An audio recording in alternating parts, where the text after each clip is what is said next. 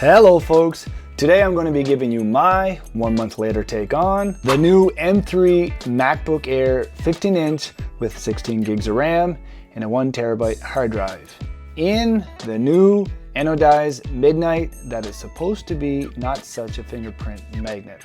Let's see. Well guys, this is my very first MacBook Air and I've been using it for a little over a month now. So in this video I'm going to be letting you know what tweaks would I like to see made to this and would I buy it again? And I can already think of maybe 2 or actually 3 tweaks I'd like to see made to this. By the way, welcome to my channel, Sid's Hot Take, pitter patter, let's get at her. Alright, so the first thing at the top of my list, and I'm kind of sheepish to admit this on camera, but was the color. I actually really hummed and hawed over this a lot. You see, the previous M2 generation got a lot of heat for being overly excessive when it came to fingerprints. Well, I do not have the previous Midnight M2 to compare it to, but I can say that I am satisfied with the Midnight, and from what it looks like to me on YouTube, there has been a slight improvement made to the M3 new anodized Midnight color. Actually, for the 1 month that I've had this already, I haven't wiped it down yet once. So you be the judge and let me know how it looks. But if you're still not convinced, the Space Gray is always a safe bet, as I have here with my iPad Pro 5, as it has no issues with fingerprints whatsoever. And briefly, number 2, the camera. The camera on my MacBook Air seems to be very crisp, and as also with the mic, there seems to be no issues at all. No real surprises here. I may show some extra clips in comparing my iPhone 14 Pro Max to my new MacBook Air, and I may also throw in my LG Gram camera and mic to show you the differences between them. This video was taken with my LG Gram 17-inch. And this video was taken with my iPad Pro 5 front-facing camera. This video was taken with my iPhone 14 Pro Max with the front-facing camera. This video was taken with my MacBook Air with the M3 chip. And number 3. 불이익이 발생하지 않도록 개인 신청 접수 바랍니다. 이상 관리사무소에서 안내방송 드렸습니다. 감사합니다. Thank you, random Korean robot voice. And coming in at number 3, she's a little lopsided.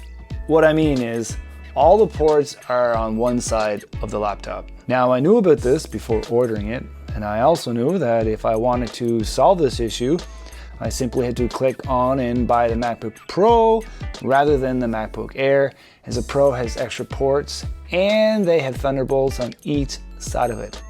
Not a big deal, but I can honestly say after using this just for 1 month, I've caught myself a few times wishing I had a port on the right side when I was charging it.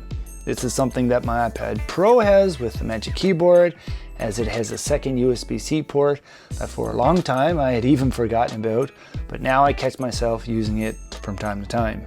And speaking of USB, you may want to pick yourself up a USB-C adapter like I did, because you won't find yourself any USB-A ports on this bad boy. So I hit the dollar store equivalent over here in South Korea, and I wasn't sure if it was going to even work on my MacBook, seeing that it's Apple, but lo and behold, it worked. This is great for plugging my USB drives in and my transmitter from my Logitech Windows mouse. Yeah, I actually bought a Windows mouse for my Mac. Oh boy. I'll throw up the video for that embarrassing video up here and also at the end of this video. And feel free to, if you haven't already, to gently press the subscribe button. We don't want to upset the algorithm gods. I do put a lot of time and effort into these videos. And at number 4 is the weight, or the lack of weight there is. I stopped by the Apple store a couple times to compare the weight of the Apple and the Pro, and the weight difference is very considerable. I feel like the numbers on the paper don't translate very well to what the difference actually feels like. In words, when you're picking up the Pro, it's kind of like you're picking up a slab of something, whereas with the Air, you're picking up a piece of sheet metal. Yeah, I don't think that description has really helped you any. But if your laptop will be stationary, which my Air is not, and it's always on the go, then this may not be a deciding factor for you like it was for me, seeing that I never use my MacBook at home, and it's a full-time backpack laptop. And at number 5, it's very snappy and responsive, especially considering that my daily device is a 2017 iMac with the old Intel chip. So yeah, I notice a big difference, obviously. I may even throw a clip in there to show you actually how fast it takes for my MacBook Air to boot up. And at number 6, the charging brick. Having these dual USB-C ports on the brick are a very nice feature. I'm so glad that all Apple devices are using USB-C. What? Give them time, they'll eventually get there. And speaking of bricks, and this is not a deal breaker in any way, shape, or form, but tell me if you can see something out of the ordinary here. Nobody's gonna know. They're gonna know. How would they know? And also the MagSafe charger. Nothing surprising here, just exceptionally satisfying to me. Here's a taste for you. And just like all my other videos, that's the first part. Now the second part of my video, I'd like to focus on the tweaks I'd like to see made to this product, and would I buy it again? Tweaks, I have 2, maybe 3 tweaks I'm gonna talk about, and the first one being the rubbers. Rubber stoppers, that is. Get your mind out of the gutter. Now, before you fast forward this part, hear me out. I never thought I would be including this part in my video, but I often have time gaps in my work schedule, and I frequently find myself working at coffee shops, and on some coffee shop tables, it feels like my MacBook almost has ice underneath it. And I started to have visions of some hyper kid catching his leg on my cable and full sending my MacBook Air. And I want to protect my little baby since I spec'd it up to the 1 terabyte hard drive. So I hit a very premium third-party accessory retailer, the dollar store, and pick myself up some adhesive stoppers that gives my MacBook just a little more grip on glossy surfaces. And the second tweak is something that I hope that Apple addresses because it's out of my hands, or at least some third-party app developer will fix, and that is the lid issue. Several times I was asked to show off my new MacBook Air to a friend, and whenever I opened it, it boots up. And then I have to wait until it boots up, which is surprisingly swift, and then I have to power it down. This is super annoying. And what I can tell, there is a fix for this for MacBooks with the older Intel chips, but with the new silicone chips, not that I can find. So if anyone is watching this video and you have a solution to this, please go down in the comments and point me in the right direction. Please. And finally, would I buy it again?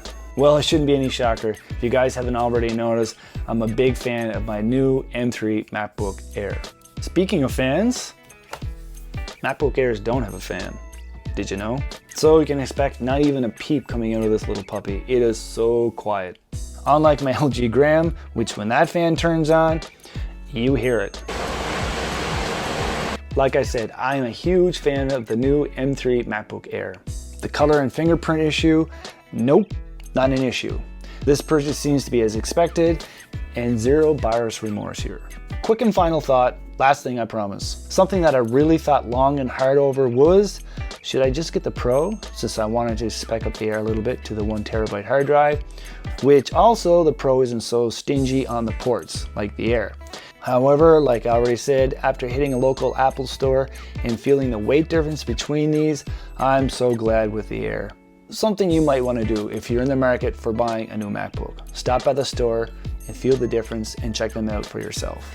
And everything that I did mention in this video, I'll include links down below this video and check out the prices for yourself.